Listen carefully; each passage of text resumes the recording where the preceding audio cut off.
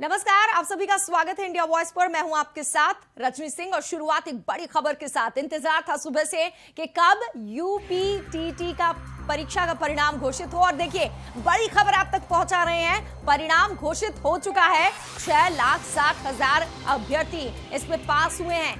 प्राथमिक स्तर पर 4,43,598 परीक्षार्थी पास हुए हैं और उच्च प्राथमिक स्तर पर 2,16,994 परीक्षार्थी पास हुए हैं। तो परीक्षा का परिणाम घोषित हो गया है। पेपर लीक हुआ था और उसके बाद दोबारा से परीक्षा हुई थी और इसीलिए ये लग रहा था कि परिणाम जो है समय पर आ पाएगा कि नहीं, लेकिन अब परीक्षा परिणाम घोषित हो गया। बड़ी खबर आप तक पहुंचा दें, यूपी टैट की परीक्षा का परिणाम घोषित हो चुका है और कुल 6,60,000 अभ्यर्थी इस परीक्षा में पास हुए हैं। अब आपको अलग अलग बताते हैं आंकड़ा। प्राथमिक स्तर पर 4,43,598 परीक्षार्थी पास हुए हैं और जो उच्च प्राथमिक स्तर है उसमें 2,16,994 परीक्षार्थी पास हुए हैं। इस पूरी खबर पर बात करते हैं। फोन लाइन पे शुएब रिजवी हमारे संवाददाता इस वक्त जुड़ चुके हैं। शुएब, इंतजार खत्म हुआ, परीक्षा परिणाम आ चुका है, कैसा रहा नतीजा? जिस तरह से इस बार यूपी टेट की जो परीक्षा हुई थी उसके बाद पेपर लीक होने के बाद बड़ी चुनौती हुई थी। कहीं ना कहीं बड़े सवाल उठाए गए थे। उसके बाद फिर से दोबारा परीक्षा करानी पड़ी थी और अब जब नतीजे आए हैं तो निश्चित तौर पर जिस बड़ी संख्या में छात्रों ने इसमें हिस्सा लिया था उस हिसाब से रिजल्ट कहीं ना कहीं कुछ लोगों के लिए मायूसी भरा जरूर होगा, क्योंकि करीब 19 लाख से ज्यादा छात्राओं ने इसमें सहभागिता की थी, इस परीक्षा में शामिल हुए थे।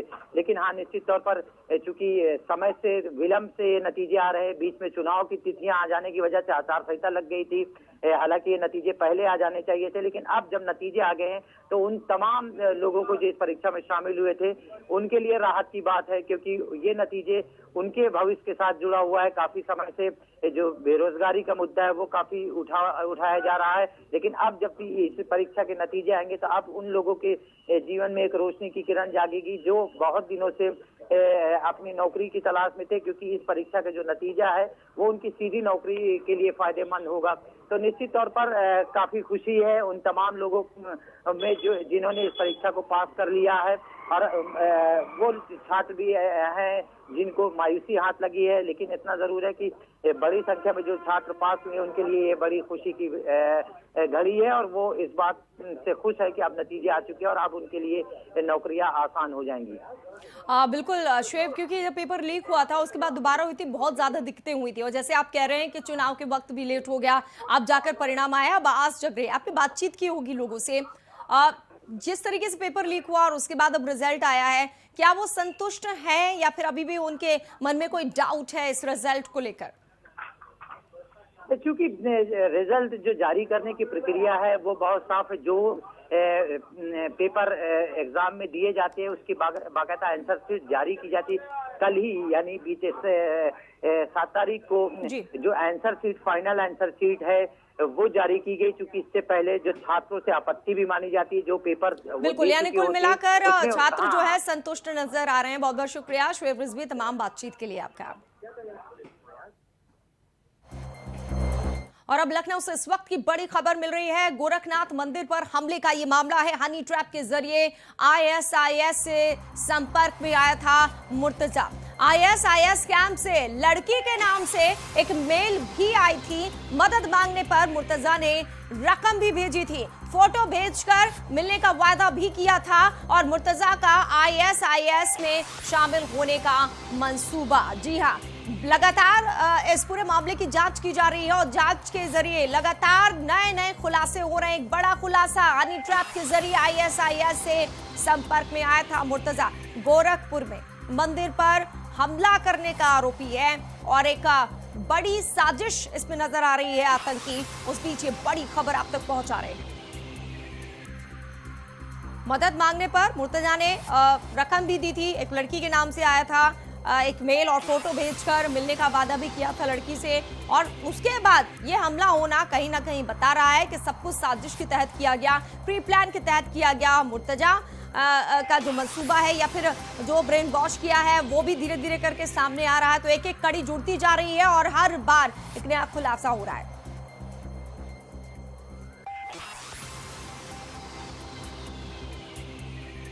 और इस वक्त सिद्धार्थ हमारे संवाददाता फोन लाइन पर जुड़ गए हैं। सिद्धार्थ, एक बड़ा खुलासा कि हनी ट्रैप के जरिए आईएसआई से संपर्क में आया था मुर्तजा। हर रोज कुछ बड़ा खुलासा हो रहा है। बिल्कुल रजनी, कहीं ना कहीं अब ये पूरा मामला जो है वो हनी ट्रैप की तरफ हो गया है। हनी ट्रैप से ही शुरू हुई थी मुर्तजा के आईएसआईएस के बाद। पहले उसके पास मेल किया जाता है उस लड़की के नाम से, तो कहीं ना कहीं फिर उसने उसके खाते में मोटी रकम डाली थी। ये हमारे सूत्र बता रहे हैं। ये सब चीजें पूछताछ में अब धीमे धीमे निकल के आ रही है। धीमे धीमे पर दर पर काफी चीजें खुलती जा रही है। कहीं ना कहीं इंटेलिजेंस हो, एटीएस हो, लगातार इससे पूछताछ कर रही है और रोज नए नए खुलासे हो रहे हैं। आज तीसरा दिन है पूछताछ का। अब देखना ये है कि अभी और क्या क्या खुलता है। जी बिल्कुल, लेकिन एक बात तो साफ है ना सिद्धार्थ के ये जो सब कुछ हो रहा था प्री प्लान के जरिए हो रहा था। बाकायदा मुर्तजा को फंसाया जाता है, उसके बाद ब्रेन वॉश किया जाता है, उसके बाद एक मकसद या फिर जो उसने बयान दिया उससे साफ हो रहा है कि ये सब कुछ साजिश के तहत हो रहा है। जी बिल्कुल, कहीं ना कहीं ये बड़ी प्लानिंग थी। कहीं ना कहीं देखिए, कहीं ना कहीं जैसे एक आतंक की फैक्ट्री लगाने जैसी साजिश हो रही थी कि जैसे और ये बच्चों को और जो लड़के हैं उनका ब्रेनवाश करे। जैसे नोएडा में जो लोग पकड़े गए उनका ब्रेनवाश, वाराणसी में, नेपाल में दर पर दर लोगों से लिंक जोड़े गए, लोगों को ब्रेनवाश करता। ये फिर खुद लोगों का ब्रेनवाश करने लगा। उसके बाद इसने एक ग्रुप बनाया, उस ग्रुप के माध्यम से उसका नाम कट्टरपंथी ग्रुप बनाया। इसने एक ऐप तक बना लिया था। ये ताजा अपडेट ये है कि इसने एक ऐप बनाया था, उस ऐप के माध्यम से लोगों को जोड़ता था। कहीं ना कहीं ये भी पूरी तरीके से इसका ब्रेन वॉश हो गया था। कहीं ना कहीं ये बड़ी साजिश थी जिसको इंटेलिजेंस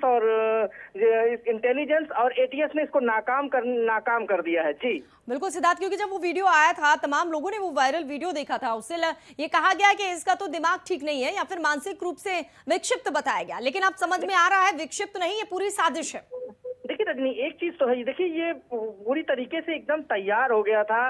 बार बार ये हरकतें ऐसी कर रहा था जैसे जो जांच एजेंसियां हैं उनको भी दिग्भ्रमित कर रहा था। कहीं ना कहीं बार बार ये दिखाने की कोशिश करता था कि मेरी मानसिक स्थिति नहीं ठीक है। सबसे बड़ा सवाल तो ये उठता है, अगर आपकी मानसिक स्थिति नहीं ठीक थी तो आप इतना ऐप कैसे बना लिए? कई चीजें खुद ही ये फंसता चला गया अपने जाल में। कहीं ना कहीं ये अपने जाल में खुद फंस चुका है और अब इसको कहीं ना कहीं अब देखना ये है और किन लोगों की गिरफ्तारी होती। नेपाल से भी गिरफ्तारी की गई। आज इसके पिता को आमने सामने बैठाया गया तो दोनों में पूछताछ की गई। देखिए पिता से पूछताछ होने के बाद अभी शाम तक देखिए अब देखना ये है, सब इंतजार ये है कि कब पूरे मीडिया के सामने कब पूरे मामले का खुलासा किया जाता है, ऑब्वियसली रूप से कब खुलासा किया जाता है, ये देखने वाली चीज होगी रजनी। तो सिद्धार्थ, कोई खबर आज, कोई अपडेट इसके बारे में पुलिस की तरफ से, एटीएस की तरफ से?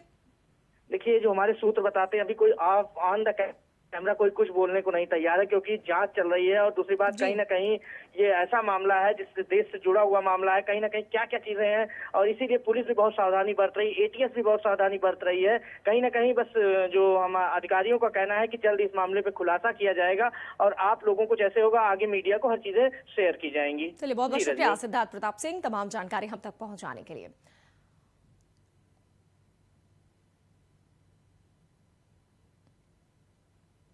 और बात करते हैं सीएम योगी की। लगातार वो सख्त है और अफसरों को सीएम योगी ने सख्त निर्देश दिए हैं। गरीब की दुकान झोपड़ी पर नहीं चलेगा बुलडोजर। किसी गरीब का उत्पीड़न बर्दाश्त नहीं किया जाएगा। अपराध और अपराधियों के प्रति जीरो टॉलरेंस है। यानी ये नहीं कि अगर कोई गरीब है या उसकी दुकान चल रही है तो अवैध निर्माण के नाम पर उस पर बुलडोजर चला दिया जाए। सख्त निर्देश दे दिए हैं अधिकारियों को कि बर्दाश्त नहीं किया जाएगा। सिर्फ अपराध और अपराधियों के प्रति जीरो टॉलरेंस की नीति है तो वो अपनाई जाएगी और उन पर बुलडोजर चलेगा। लगातार पिछले दिनों से देख रहे हैं, एक दो दिन से लगातार अवैध जो निर्माण किया है, चाहे वो विधायक ही क्यों ना रहा हो, उसके खिलाफ भी उसी तरीके से कार्रवाई हो रही है जैसे अपराधियों के प्रति होती है। और अब सीएम योगी ने ये सख्त निर्देश दे दिए हैं, अफसरों को कह दिया है कि गरीब के ऊपर ये बुलडोजर नहीं चलेगा, ना उनकी दुकानों पर, ना उनके घर पर, झोपड़ी पर ये बुलडोजर नहीं चलेगा। अगर ऐसा होता है तो बर्दाश्त नहीं किया जाएगा। और ज्यादा जानकारी के साथ अखंड प्रताप शाही हमारे संवाददाता इस वक्त फोन लाइन पर जुड़ चुके हैं। अखंड प्रताप, पिछले 2-3 दिनों से लगातार बुलडोजर खूब चल रहा है और चर्चा भी खूब हो रही है, लेकिन इस बीच एक बड़ी खबर ये कि अब गरीबों की दुकान और झोपड़ी पर नहीं चलेगा। ये साफ कर दिया, ये नहीं कि उनके ऊपर भी चला दिया जाए। इतने ज्यादा अगर आप जोश में आ जाएं और ये सोचे कि अवैध निर्माण उन्होंने किया है तो उस पर नहीं चलेगा। क्या यही मायने निकाले जाए इसके?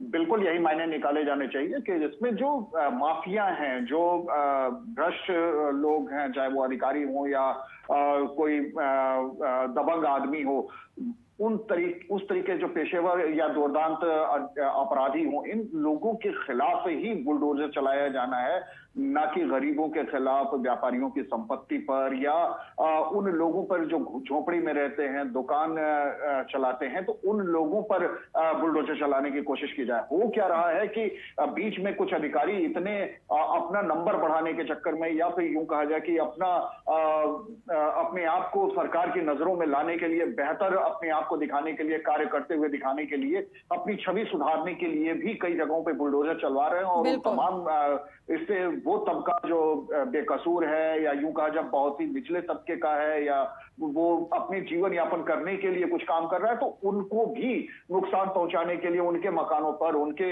आशियानों पर ये बुलडोजर चलाने की घटनाएं कुछ सामने आई थी, जिसके बाद मुख्यमंत्री योगी आदित्यनाथ ने बहुत ही स्पष्ट निर्देश दिया है कि बुलडोजर बाज अफसर अब बिल्कुल ही इस बात को ध्यान रखें कि अगर किसी झोपड़ी में रहने वाले पे दुकान चला रहा है, कोई व्यापारी है, तो उसके खिलाफ अगर इस तरीके की घटनाएं होती हैं तो इसके लिए वो जिम्मेदार होगा। और इसके अलावा गरीबों पर, व्यापारियों की संपत्ति पर कब्जा करने वालों पर ही, जो गरीबों और इनकी संपत्तियों पर जो कब्जा कर रहे हैं, उनके खिलाफ कार्रवाई होनी चाहिए, ना कि उन पर कार्रवाई हो जो खुद ही पीड़ित हैं या फिर बेहद गरीब तबके से ताल्लुक रखते हैं।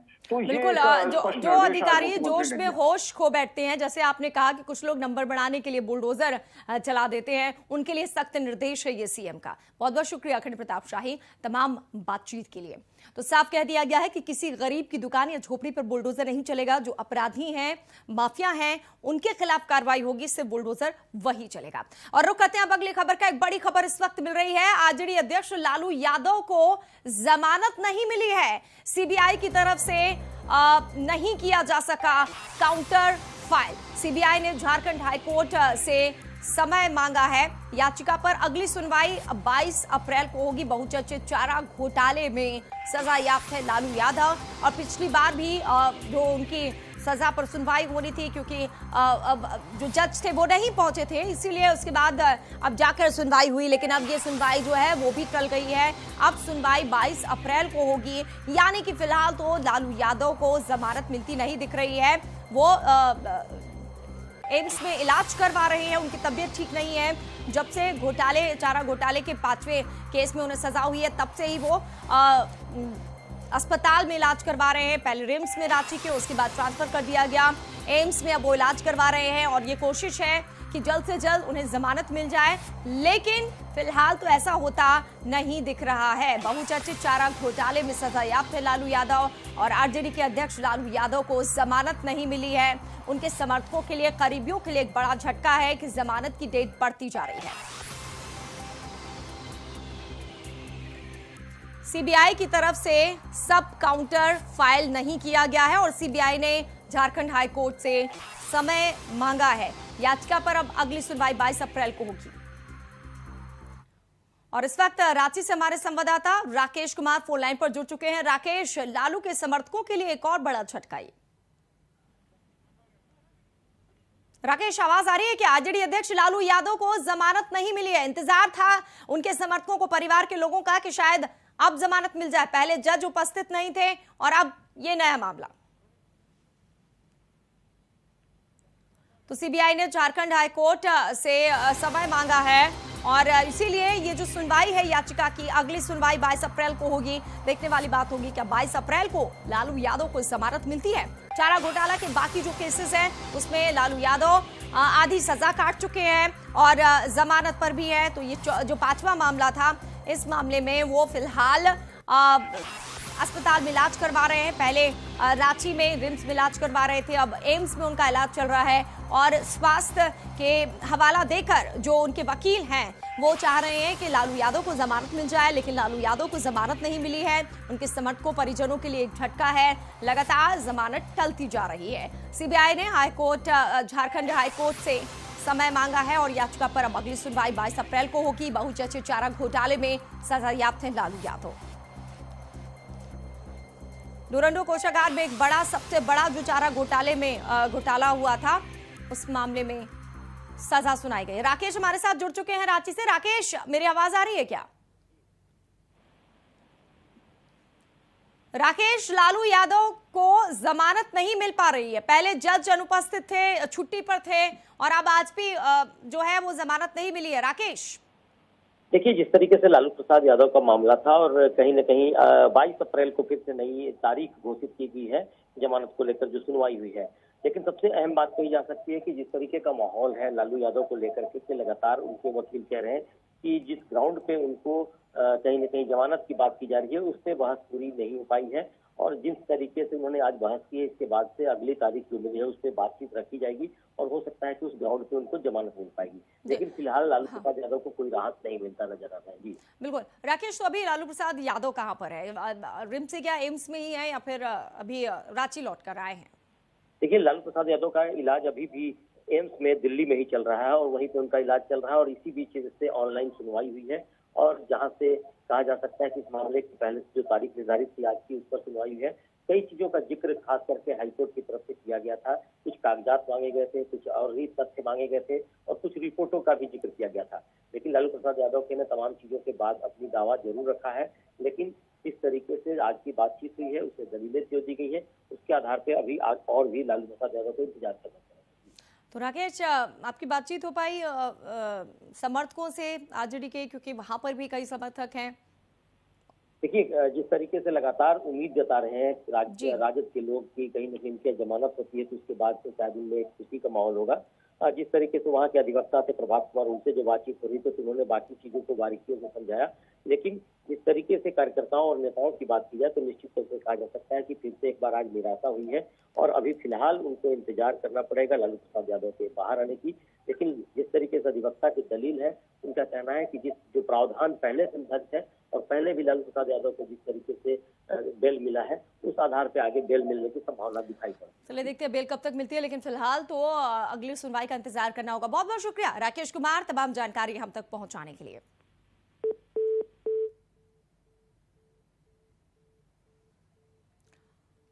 और अगर आप लॉकर में जेवर रखते हैं तो ये खबर खास तौर से आपके लिए है। उत्तर प्रदेश के कानपुर में लॉकर में रखे जेवर गायब होने का सिलसिला जारी है।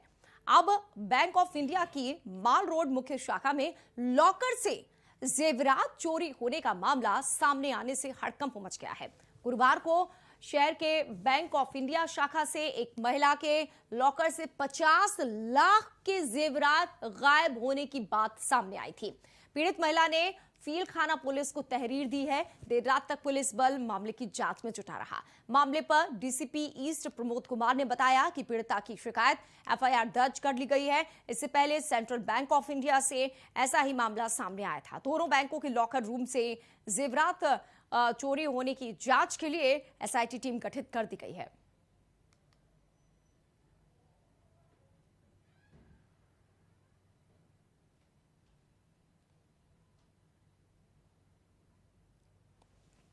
तो लॉकर से चोरी का सिलसिला थम नहीं रहा है। बैंक का लॉकर था और अचानक से चोरी हुई। जब महिला गई देखा लॉकर में तो पैसे नहीं थे। कानपुर से हमारे संवाददाता मोहम्मद असलम फोन लाइन पर जुड़ चुके हैं। मोहम्मद असलम, बैंकों के लॉकर्स में लोग इसलिए रखते हैं कि हम सुरक्षित चैन की नींद सो सकें और सुरक्षित रहेंगे जेवरात, लेकिन यहाँ तो वहां पर भी सुरक्षित नहीं है। देखिए, कानपुर में पहला मामला नहीं है। इससे पहले सेंट्रल बैंक ऑफ इंडिया के 9 लॉकर तोड़े गए थे जिसमें कि करोड़ रुपए के जो जेवरात थे वो गायब मिले थे।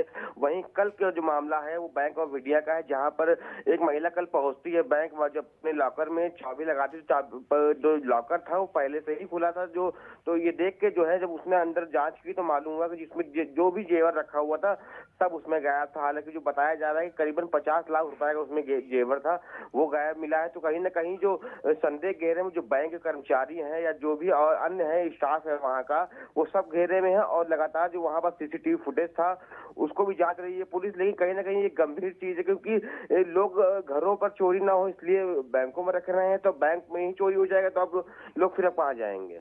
मोहम्मद असलम, पुलिस के लिए बड़ी चुनौती है। एक मामला सुलझता नहीं है और दूसरा सामने आ जाता है। जी बिल्कुल, चुनौतीपूर्ण तो है क्योंकि 2 बैंकों का मामला है और लगातार एक के बाद एक ये चीजें सामने आ रही हैं। तो अभी फिलहाल तो जांच का विषय ही है। फिलहाल इस मामले में पुलिस ने एक करके जो भी बैंक के कर्मचारी हैं, जो स्टाफ वहां पर मौजूद होता है, क्योंकि अंदर के जहाँ पर लॉकर होता है वो काफी एरिया होता है, तो वहाँ पर जो भी कर्मचारी तैनात थे उसको उतार दिया ही। इसके अलावा वहाँ का जो लोग वो सीसीटीवी फुटेज होती है उसको खंगाला जाएगा, उसके आधार पर आगे कार्रवाई की जाएगी। और मोहम्मद असलम, महिला से क्या बातचीत हो पाई है आपकी? क्या कुछ कहा उसने? कब आखिरी बार गई थी वहां पर? जी, महिला कहना है कि पिछले 2 साल पहले वो वहाँ पर पहुंची थी और वहाँ पर जो उनका सामान था वो रखा था। उसके अलावा जो पुराना सामान था वो भी रखा हुआ था। लेकिन जो इस बार जब वो अभी 2 साल बाद ये कल पहुंची थी देर शाम में, तो वहाँ पर जब ये अपनी बैंक का लॉकर देखती हैं तो वहाँ पर पहले से ही लॉकर खुला होता है, जैसे चाबी लगाने की जरूरत भी नहीं होती है। और सारा का सारा जो जेवरात है वो लेकर कोई और चला जाता है। सबसे बड़ी बात तो यही है। बहुत बहुत शुक्रिया मोहम्मद असलम तमाम जानकारी के लिए। तो इस पूरे मामले की जांच हो रही है, लेकिन बड़ा सवाल ये है कि कानपुर में एक के बाद एक बैंक लॉकर से जेवरात चुरा कौन रहा है। रुक करते हैं अगली खबर का। सिद्धार्थनगर जिले में जबरन धर्मांतरण करवाने का मामला सामने आया है। इसमें एक हिंदू युवक का 2019 में जबरन धर्मांतरण करवा दिया गया। युवक का नाम रामराज यादव था, लेकिन धर्मांतरण के बाद उसे करम हुसैन बना दिया गया। युवक ने आरोप लगाते हुए कहा कि वो एक प्राइवेट क्लिनिक में काम करता था, जहां पर डॉक्टर फारूकी ने उसका जबरिया धर्मांतरण करवाकर उसे कुरान की आयतें पढ़ाई और उसका खतना कराया गया। साथ ही करम हुसैन नाम से उसका आधार कार्ड भी बनवा दिया गया। इसके बाद पीड़ित ने थाने में मामले की शिकायत की है और इंसाफ की गुहार लगाई है। यहाँ पे आए हम DMSP की दरखास्त डाले रहे हैं 1 महीने पहले, कार्रवाई नहीं हुआ। हमें हिंदू से मुसलमान बनाया गया है। कहा मुसलमान बन के नहीं रहेंगे तुम्हें हम जान के मार के फेंक देंगे।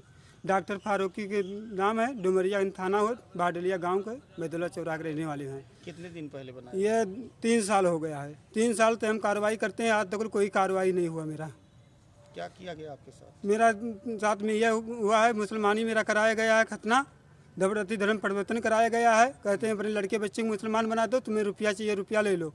हम लोग हिंदू से मुसलमान बहुत लोग को बनाए हैं, हम लोग विदेश से रुपया पाते हैं। जनपद सिद्धार्थनगर में एक इटवा का रहने वाला युवक है, इटवा थाना क्षेत्र का। उसने एक डुमरियागंज के थाना क्षेत्र के रहने वाले आदमी पर आरोप लगाया है धर्मांतरण का। इसमें पुलिस ने तत्काल अभियोग पंजीकृत कर लिया है और जो अब तक इसमें 2 दिन में LIU की और थाने की जांच हुई है उससे पता चला है कि जिस पे आरोप लगा रहा है आवेदक, उसके यहाँ पे इसने 2-3 साल तक नौकरी भी किया है और आवेदक अभी जेल से छूट के आया है। मोबाइल चोरी के मुकदमे में इटवा थाना क्षेत्र से जेल गया था और वहाँ से छूट के आया है। उसके बाद इसने ये आरोप लगाए हैं। सभी तथ्यों की गहनता से जाँच की जा रही है।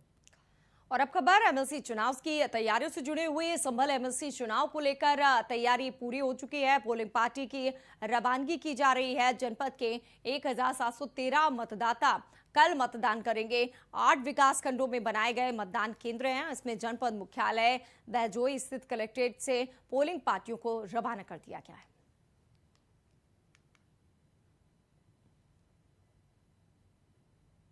संसद का चुनाव 9 तारीख को होना निर्धारित हुआ है। इसमें हमारे यहाँ 8 जगह पर टोटल मतदान होगा। जो मतदान कर्मी हैं और जो पुलिसकर्मी उसमें ड्यूटी लगी हुई है, उन सब की आज पार्टी रवानगी हो रही है। इसमें पर्याप्त मात्रा में सुरक्षा बल लगाया गया है। केंद्रीय सुरक्षा बल भी इसमें नियुक्त किया गया है। साथ में पुलिस के द्वारा जो संवेदनशील स्थान है, संवेदनशील गाँव और कस्बों में पैदल मार्च और फ्लैग मार्च किया जा चुका है। पूरी तरह से पुलिस संभल जनपद की और जो केंद्रीय सुरक्षा बल है इस चुनाव को निष्पक्ष व शांतिपूर्वक तरीके से कराने के लिए कटिबद्ध हैं। आज पार्टी रवानगी का दिन है और उम्मीद है कि अभी तक सब पार्टी रवानगी हो चुकी होगी। जितने भी कार्मिक लगाए जाने हैं वो कार्मिक लगा दिए गए हैं। प्रिजाइडिंग ऑफिसर ज़्यादातर जो हैं वो राजपत्रित अधिकारी हैं और जो उसमें जो और कर्मी हैं वो सभी प्रॉपर लग गए हैं। सुरक्षा व्यवस्था के लिए सब ब्रीफिंग करा दी गई है। सभी लोगों को मालूम है कि उनके कर्तव्य क्या है और मुझे लगता है कि जो हमारे यहाँ कल 8 बजे से 4 बजे तक जो चुनाव होगा वो चुनाव शांतिपूर्ण होगा। कहीं से कोई समस्या नहीं आनी चाहिए क्योंकि हम लोगों ने पर्याप्त। तो इसके साथ इस बुलेटिन में इतना ही, लेकिन आप बने रहिए हमारे साथ। उत्तराखंड की खबरें आगे आपको दिखाएंगे।